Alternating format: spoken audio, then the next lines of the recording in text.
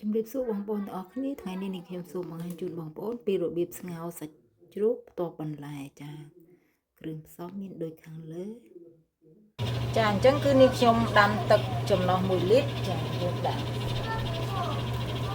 បានខ្ទឹមយើងចូលចាខ្ទឹមធំ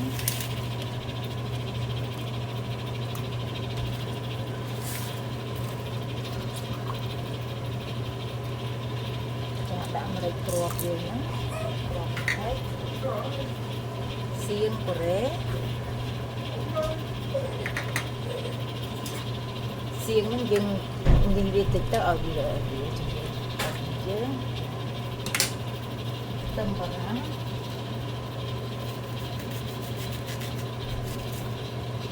ចាខ្ញុំប្រើ2ផ្លែញ៉ៃចាដាក់ញ៉ៃកាត់ក្លិនឆ្អាប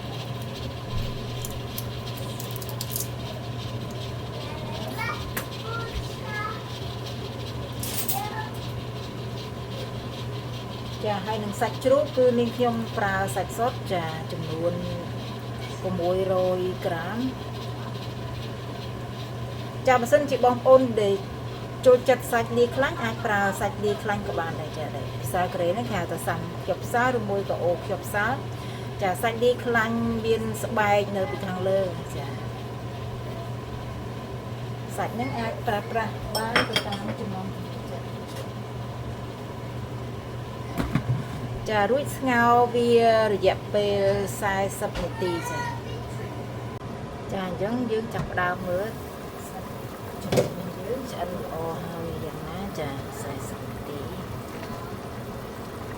ចាចុចបន្តិចណាឃើញថាឆ្អិនល្អហើយយើងអាចបិទវាចាចាប់ដើមហាន់សាច់យើងចាស្រង់វាចំណោះដាក់ទៅជ្រូក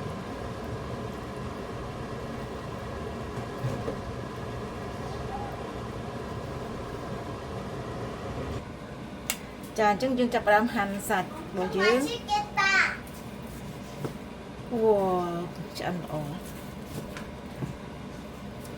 អញ្ចឹងពេលដែលយើងទទួលទានហ្នឹងគឺយើងចាយើងដាក់វាបែបហ្នឹងមកដូចស្តៀងនឹងសាច់អាំងកូរ៉េដែរ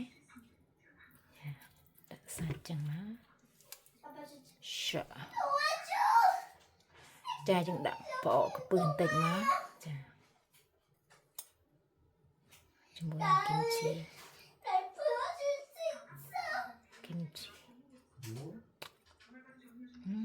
맛있다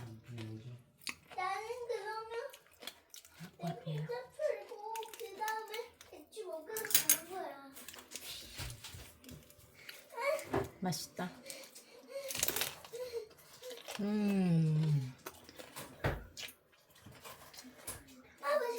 ចាសូមអរគុណចំពោះការតាមដានវីដេអូរបស់នេះខ្ញុំតាំងពីដើមរហូតដល់ចប់ចាសូមអរគុណ